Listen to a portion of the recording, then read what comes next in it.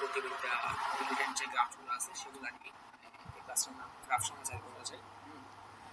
তো গ্রাফ এরপর আছে হচ্ছে পরন্ত বস্তুর বা নিক্ষিপ্ত বস্তুর গতি, এরপর শেষ আর কি চ্যাপ্টারটা।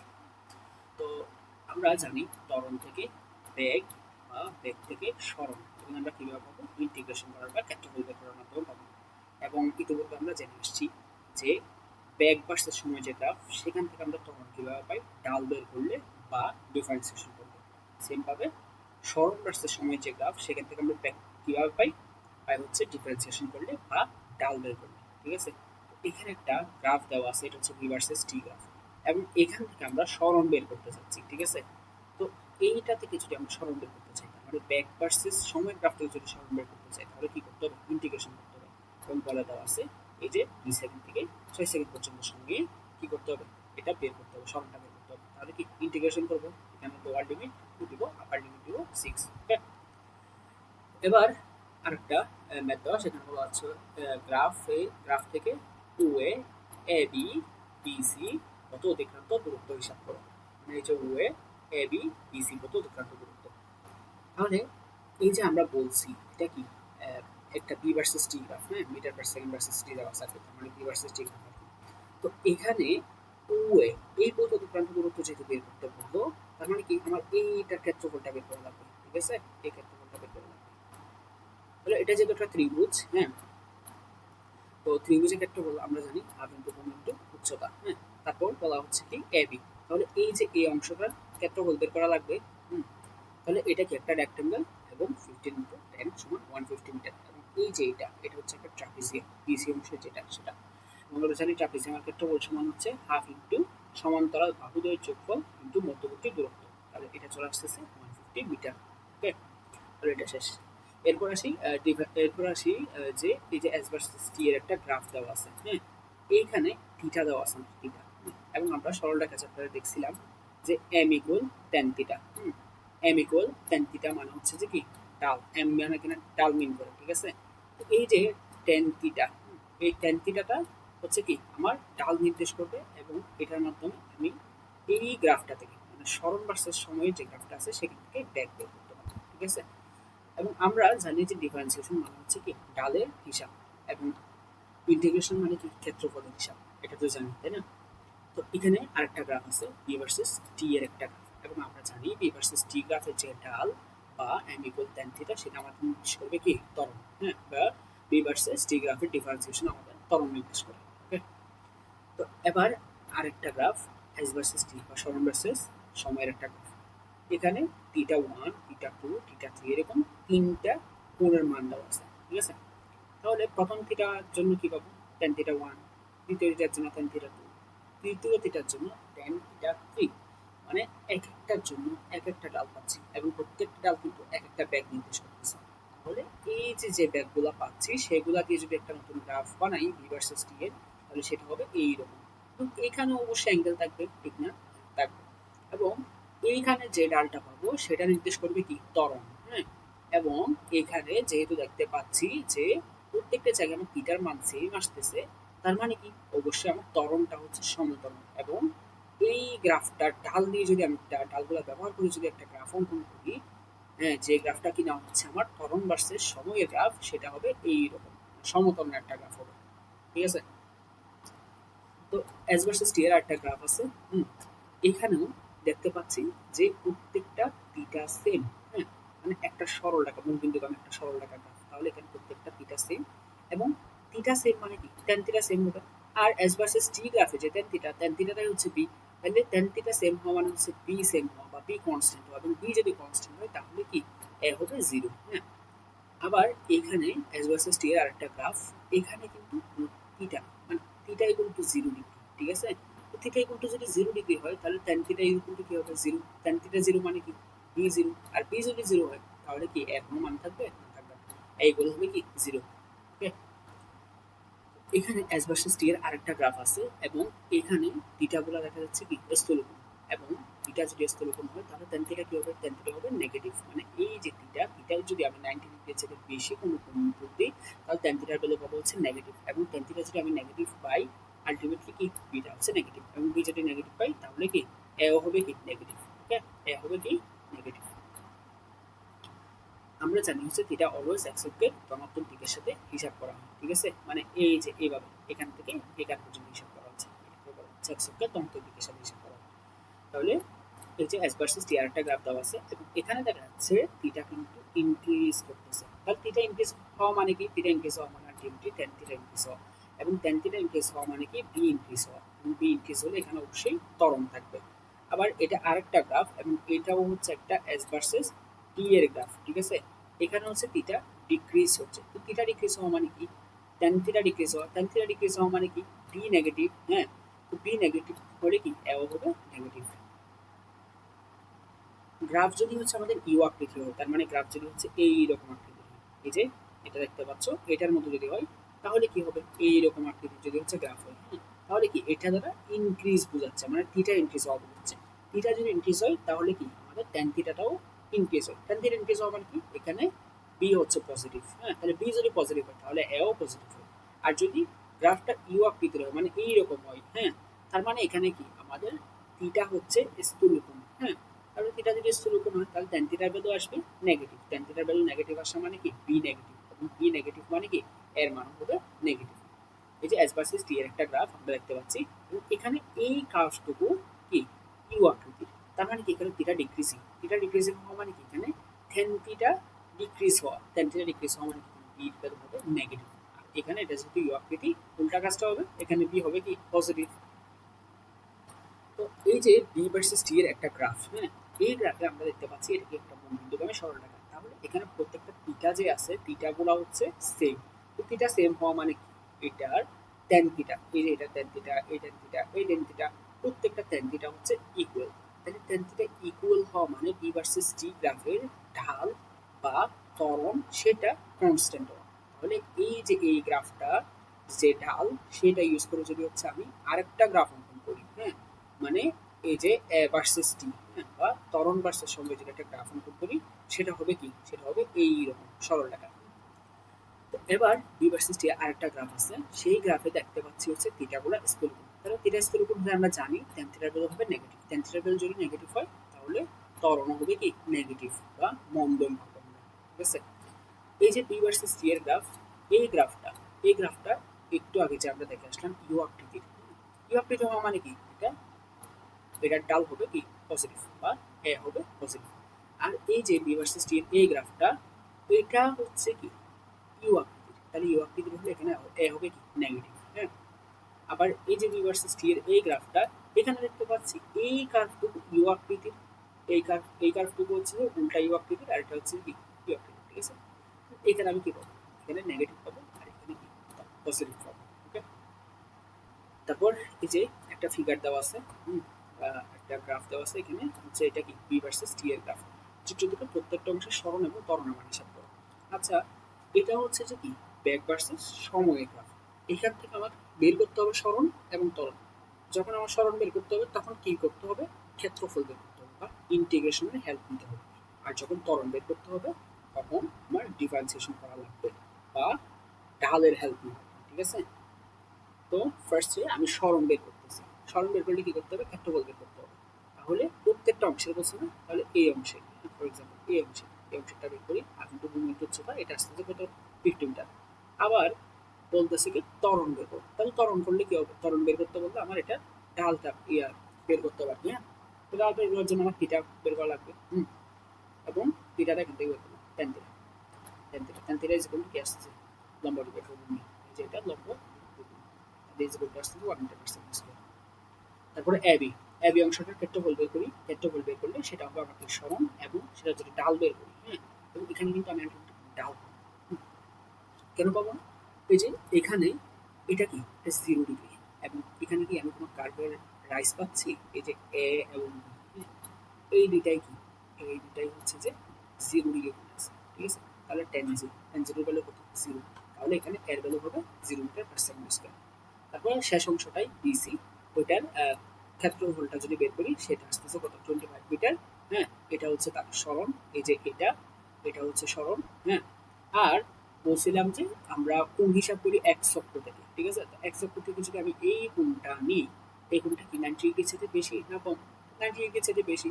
90 ডিগ্রির সাথে বেশি মানে আমার tan থিটা আসবে নেগেটিভ, এবং বি ভার্সেস টি গ্রাফে tan থিটা নেগেটিভ আসা মানে আমার ত্বরণটা হবে নেগেটিভ।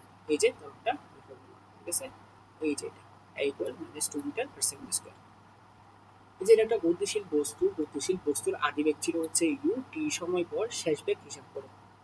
আদিবেগ কত ছিল বলছে, ইউ ছিল, টি সময় পর শেষ বেগ হিসাব করতে বলেছে। তাহলে আদিবেগ যখন ইউ, তখন আমার টি ছিল কত, 0। আর বেগের বৃদ্ধিটা হয়েছে কত, বেগের বৃদ্ধি হয়েছে ত্বরণের সাথে, মানে এই যে এটা ত্বরণ, ত্বরণের সাথে তো বেগের বৃদ্ধিটা হয়েছে, এই যে 0 এই অবস্থাটা ছিল, এবং টি সময় পর্যন্ত একই ত্বরণ হচ্ছিল। তাহলে বেগের বৃদ্ধিটা হবে কি, এ ইন্টু টি, ঠিক আছে। তাহলে আমার শেষ বেগটা কি, শেষ বেগটা হচ্ছে ইউ মাইনাস এ টি। এই গতিশীল বস্তুটার আদিবেগ ছিল ইউ, টি সময় পর অতিক্রান্ত দূরত্ব হিসাব করো। এই গতিশীল যে বস্তুটা, এটার আদিবেগ বলতেছি ইউ, টি সময় পর অতিক্রান্ত দূরত্ব হিসাব করো, এবং এ হচ্ছে এখানে কনস্ট্যান্ট। ওকে, তাহলে এই যে এটা আদিবেগ, এটা হচ্ছে শেষ বেগ, তাহলে বেগের পরিবর্তন del v is equal to v minus u, আর এই যে 0 থেকে টি সময়, ঠিক আছে। তাহলে এখানে অতিক্রান্ত দূরত্ব কি, S equal to half into T, plus হচ্ছে যে কি বেগের পরিবর্তন যেটা, half into T into U plus U, হ্যাঁ, প্লাস বি মাইনাস ইউ। এটা এরকম কেন হলো, ওকে।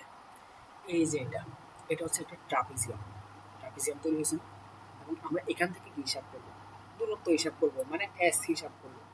কার গ্রাফ থেকে এস হিসাব করতেছি আমরা, বি ভার্সেস টি গ্রাফ থেকে। তাহলে কি বের করতে হবে, ইন্টিগ্রেশন বা ক্ষেত্রফল, হ্যাঁ। তো যেহেতু এটা একটা ট্রাপিজিয়াম, আমরা জানি ট্রাপিজিয়ামের ক্ষেত্রফল হচ্ছে হাফ ইন্টু সমান্তরাল বাহুদের যোগফল ইন্টু মধ্যবর্তী দূরত্ব। তাহলে সমান্তরাল বাহুকে একটা হচ্ছে ইউ, হ্যাঁ, আর একটা হচ্ছে কি, এই যে ব্যাগের পরিবর্তন যেহেতু বললাম, এটা এটা হচ্ছে বি মাইনাস ইউ, ঠিক আছে। আর এতটুকু তো ইউ, ঠিক না, তাহলে এটা U plus V minus U, তাই না। আর মধ্যবর্তী দূরত্ব কোনটা, মধ্যবর্তী দূরত্ব হচ্ছে 0 থেকে টি পর্যন্ত, এতটুকু হচ্ছে কি টি, ঠিক আছে। তো এটাই বসাইলাম এখানে, এবং এইটা শেষমেশ ক্যালকুলেশন করে আসতেছে S equal to U T plus half A T square. এবং এখানে আরেকটা জিনিস বলা যাচ্ছিল, সেটা হচ্ছে এ কনস্ট্যান্ট, তার মানে ব্যাগের পরিবর্তনটা কি, ব্যাগের পরিবর্তনটা হচ্ছে এটি, এবং এটিটা কিন্তু হচ্ছে বি মাইনাস ইউ, ওকে। এবং আমরা সেটাই হচ্ছে এখানে বসেছিলাম, ওকে। এরপর আসো উলম্বে নিক্ষিপ্ত এবং মুক্তভাবে পড়ন্ত বস্তু। এখানে আছে হচ্ছে গ্যালিলিও সূত্র, গ্যালিলিও তিনটা সূত্র আছে, প্রথম সূত্র, দ্বিতীয় সূত্র এবং তৃতীয় সূত্র। প্রথম সূত্র আমাদের বলে স্থির অবস্থা থেকে বিনা বাধায় পড়ন্ত বস্তু সমান ছবি সমান দূরত্ব অতিক্রম করে, এবং দ্বিতীয় সূত্র বলতেছে স্থির অবস্থা থেকে বিনা বাধায় পড়ন্ত বস্তুর যে বেগ, অর্জিত বেগ, সেটা হচ্ছে সময়ের সাথে সমানুপাতিক, এবং তৃতীয় সূত্র বলে স্থির অবস্থা থেকে বিনা বাধায় পড়ন্ত বস্তু যেই দূরত্বটা অতিক্রম করে সেটা হচ্ছে তার যে সময়ে অতিক্রম করতেছে তার বর্গের সমানুপাতিক, ওকে। তাহলে এই যে আমরা দ্বিতীয় সূত্রটা থেকে v is proportional to t লিখতে পারতেছি, এবং এখান থেকে পাচ্ছি v divide by t equal constant, okay. এবং h is proportional to t square, এখান থেকে পাচ্ছি h divide by t square equal to constant. এবং আমরা জানি ত্বরণ, অভিকর্ষজ ত্বরণ যেটা আছে সেটা হচ্ছে জি, হ্যাঁ, এটা একটা কনস্ট্যান্ট, ওকে।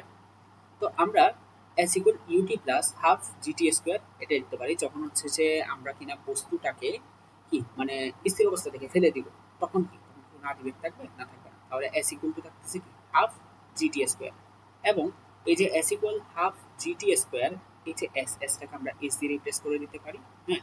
এবং আমরা এখানে বলছি কি, এখানে বলছি হচ্ছে যে হাফ জিটি স্কয়ার যেটা আছে সেটাকে চাইলে ক্যাটি স্কয়ার লিখতে পারি, কেন, এই যে হাফ ইন্টু জি পুরোটাই তো কনস্ট্যান্ট, ঠিক আছে, তাহলে কে লিখতে পারি ইজ ইকুয়াল ক্যাটি স্কয়ার।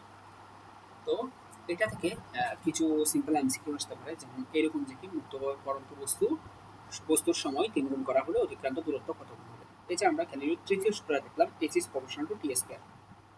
তাহলে এটাকে আমরা সমানুপাতিক সম্পর্ক থেকে লিখতে পারি s two divide by H one equal to কি t one whole square divide by t two whole square, এরকম লিখতে পারি। তো যেহেতু বলছে সময় 3 গুণ করা হচ্ছে, তাহলে উপরে টি ওয়ান আর নিচে হচ্ছে আদি সময়টাই বা টি ওয়ানটাই রাখলাম, তাহলে এখান থেকে S two divide by H one আসতেছে কত, 9, 9 আসতেছে, তাহলে এস টু ইকুয়াল টু কি 9h1। এবার মুক্তভাবে পড়ন্ত বস্তুর সময় 5 গুণ বৃদ্ধি করা হলে, ভালো ভালো খেয়াল করো, বৃদ্ধি করা হলে 5 গুণ বৃদ্ধি করা হলে, তার মানে এই যে 5 গুণ করা আর 5 গুণ বৃদ্ধি করা, এই পার্থক্যটা সলভ করা। 5 গুণ করা মানে আগে 1 ছিল, তাহলে কি এখন 5।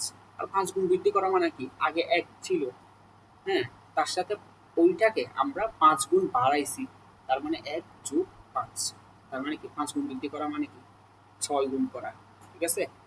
তাহলে ব্যাক কত গুণ হবে মানে তাহলে আমরা জ্ঞানের দ্বিতীয় সূত্র ইউজ করতে পারি এবং সমানুপাতিক সম্পর্ক দিয়ে লিখতে পারি b2/b1 = t2/t1।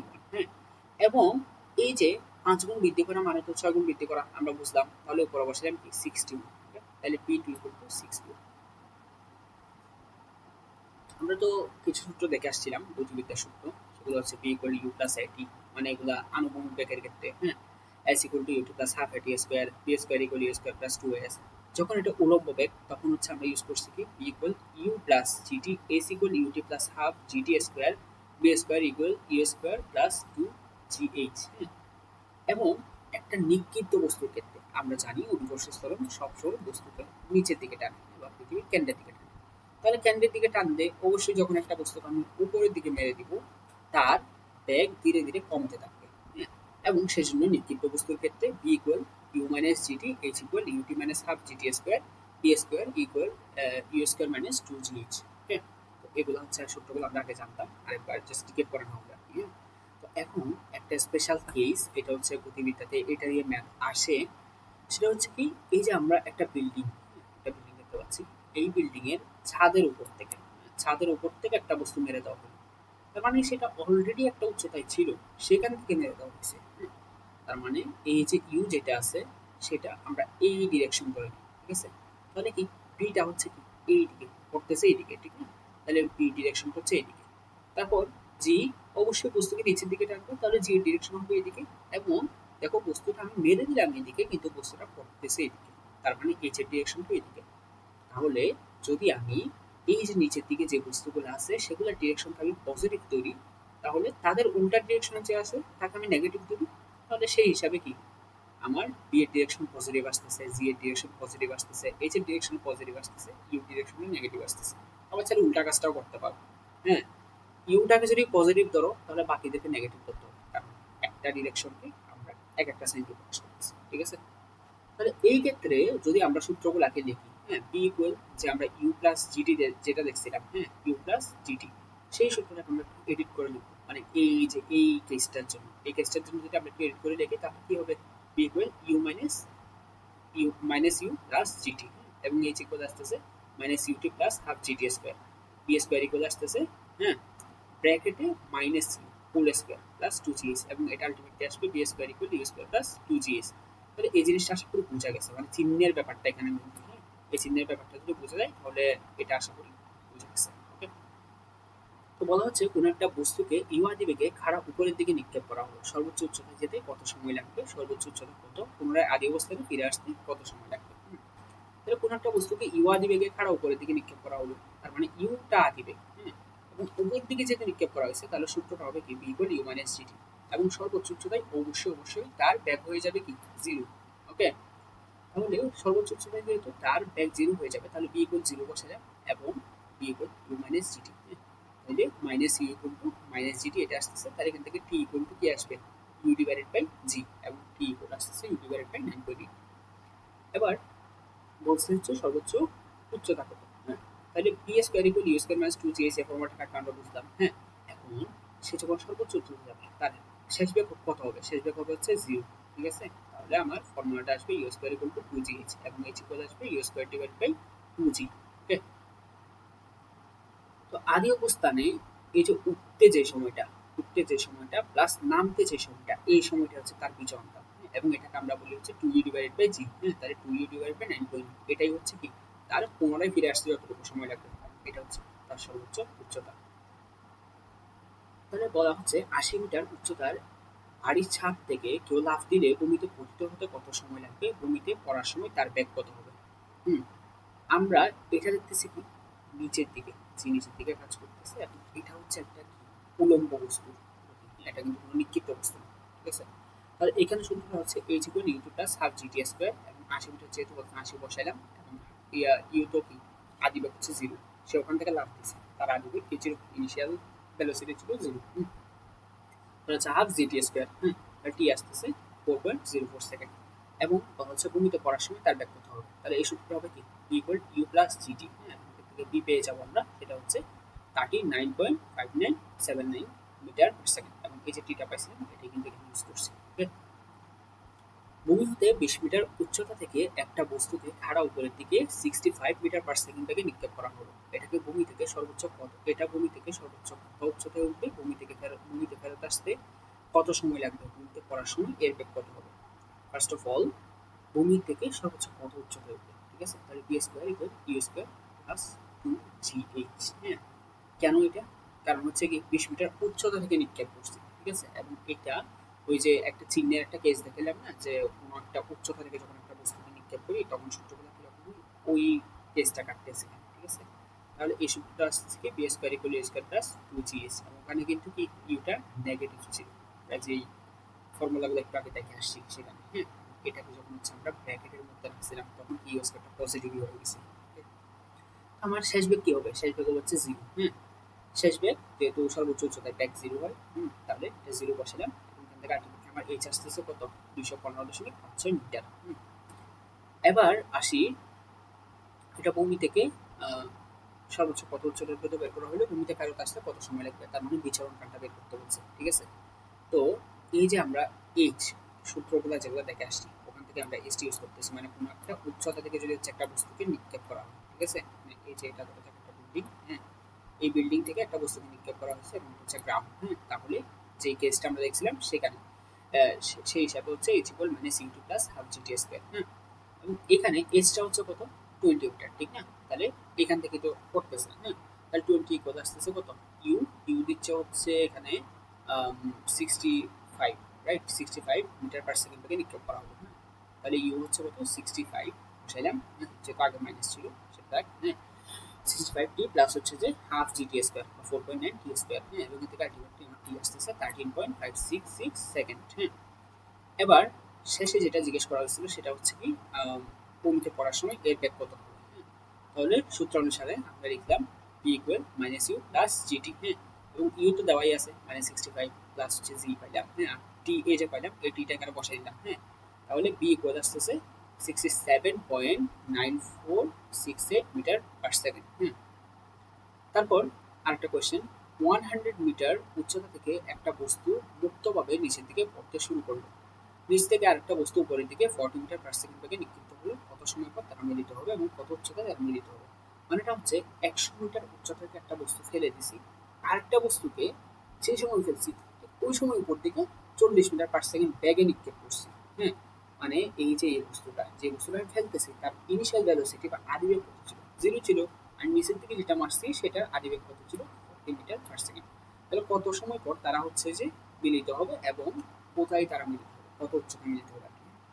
তাহলে এই যে বস্তুটা, এইটা যে নিচের দিকে পড়তেছে, এটাকে যদি হচ্ছে যে আমি কি এটা ডিরেকশনটাকে যদি আমি নেগেটিভ ধরি তাহলে অবশ্যই আমার নিচ থেকে যেটা মারছে সেটা ডিরেকশন পজিটিভ করতে হবে, কারণ কি একটা আরেকটা বিপরীত, ঠিক না? ওকে, তো এই যে h equal UT plus half GT square. হ্যাঁ, এই সূত্রটা দিলাম আর কি। তো এর জন্য যখন আমি হিসাব করতেছি তখন ডিরেকশনটা হবে কি, যেহেতু আমি নেগেটিভ ধরছি তাহলে মাইনাস এইচ, ঠিক আছে, equal to half GT square. এখন যখন আমি শুধু মান নিয়ে কাজ করবো তখন এইচ এর দুই পাশে মডুলাস দিয়ে দিলাম এবং H equal to 4.9 t square.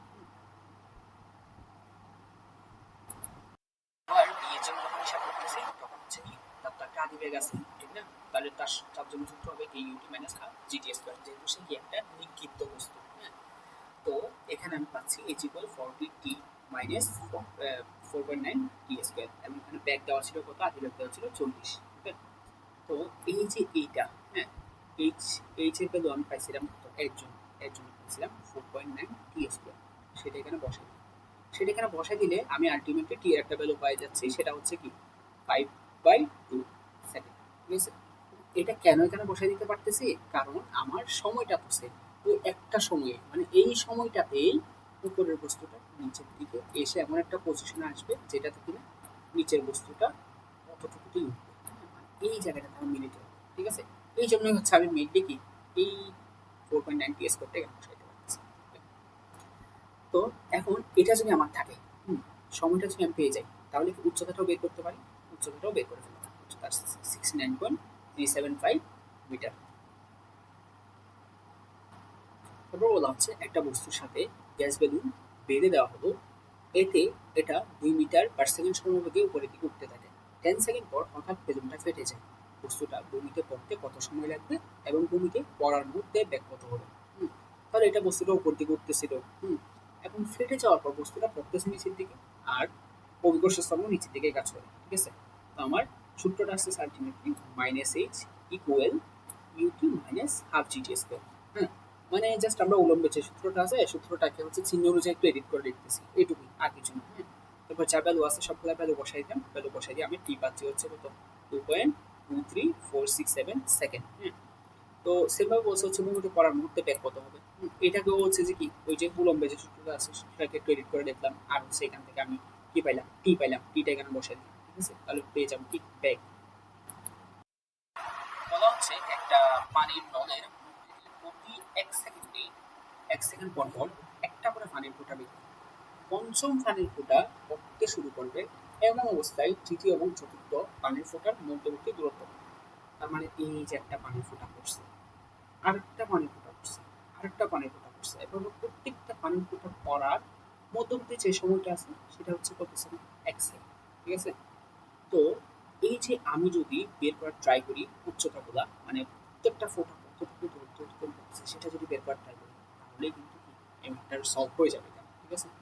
আমি ফার্স্টে এই যে এটা 1 ফোঁটা পানি, 2 ফোঁটা পানি, 3 ফোঁটা পানি, 4 ফোঁটা পানি, তাহলে ধরা যাক আমি H4 বের করতেছি, চতুর্থ নম্বর ফোঁটা হচ্ছে, ঠিক আছে? তো এটা যখন পড়তেছিল তখন তো তার কোনো বেগ ছিল, জাস্ট অল থেকে বেরিয়েছে, তখন তো তার কোনো আদি বেগ নেই। তাহলে আমি লিখতে পারি H equal half GT square, এবং H4 আসতেছে কত, 4.9 মিটার। তাহলে H3 কত, H3 হচ্ছে হাফ জিটি স্কোয়ার, হ্যাঁ এই সূত্রটাই। হ্যাঁ, তো এখানে আসবে কত, 4.9 ইন্টু 4, তাহলে H3 হচ্ছে কত, 19.6 মিটার। হ্যাঁ, তাহলে এই যে তৃতীয় এবং চতুর্থ ফুটার মধ্যবর্তী দূরত্ব এটা হচ্ছে এত। হুম, মানে কি তৃতীয় ফুটাটা, তো মানে এই যে ধরা যাক এটা প্রথম ফুটা, দ্বিতীয় ফুটা, তৃতীয় ফুটা, চতুর্থ ফুটা, ঠিক আছে? তাহলে মানে উল্টা জিনিসটা আমি হিসাব করতে হবে। এটা এটা তো মানে আমি প্রথম দ্বিতীয় তৃতীয় চতুর্থ এভাবে দিয়ে গেলাম, ঠিক আছে? কিন্তু আসলে কি এটা না, এই ফুটাটা আগে বেরিয়েছে, ঠিক না? তাহলে এইটা আগে নিচে পড়ে, তারপরে তারপরের ফোঁটাটা, তাহলে এটা এর পরে থাকবে, তারপরে তার ফোঁটাটা, তাহলে এটা তারপরে থাকবে।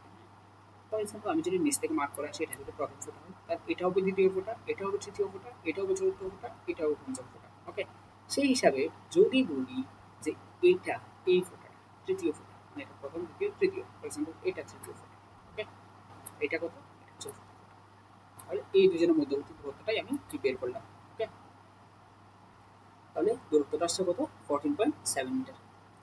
এই উচ্চতা থেকে একটা পাথরকে মুক্তভাবে ছেড়ে দেওয়া হলো, যখন সেটা এক্স দূরত্ব অতিক্রম করে তখন অপর একটা বস্তুকে ওয়াই উচ্চতা থেকে ফেলে দেওয়া হলো। দুটা বস্তু যখন একই সাথে মাটি স্পর্শ করলো তখন proof x plus root over y equal to root over x.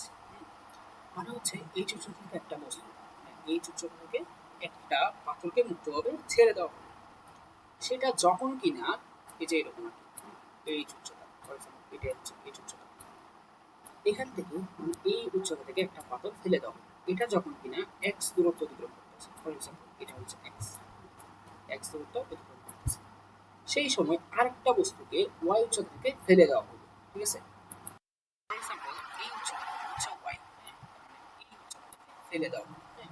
তো আমাকে জিজ্ঞেস করতেছে বস্তুটা যখন একই সাথে মাটি স্পর্শ করে, বস্তুটা একই সাথে মাটি স্পর্শ করে, মানে এক্সটা এবং ওয়াইটা উপর থেকে পড়তেছে, তাই না? দুটো একসাথে মাটি স্পর্শ করছে, তাহলে আমাকে প্রুফ করতে বলছে কি root over x plus root over y equal to root over h. এই যে এটা আরেকবার বলি, সেটা হচ্ছে এইখান থেকে মানে এক্স উচ্চতা, মানে সরি এই পুরাটা তো এইচ উচ্চতা, ঠিক আছে? এই যে উচ্চতা থেকে একটা বস্তু ফেলে দিচ্ছি, ঠিক আছে? তো এই যে বস্তুটা ফেললাম, এইটা যখন এই যে এক্স, এক্স পরিমাণ দূরত্ব অতিক্রম করছে, সেই সময় এখান থেকে আরেকটা বস্তু ফেলে দিলাম। হুম, তো এই যে আরেকটা বস্তু সেটা ওয়াই পরিমাণ দূরত্ব অতিক্রম করবে, ঠিক আছে? তো এই যে এক্স বস্তুটা, এটা এতটুকু আসতে নিশ্চয় টি ওয়ান সময় লাগছে, তারপর এই যে ওয়াইটা করতে নিশ্চয় টি টু সময় লাগবে, ঠিক আছে?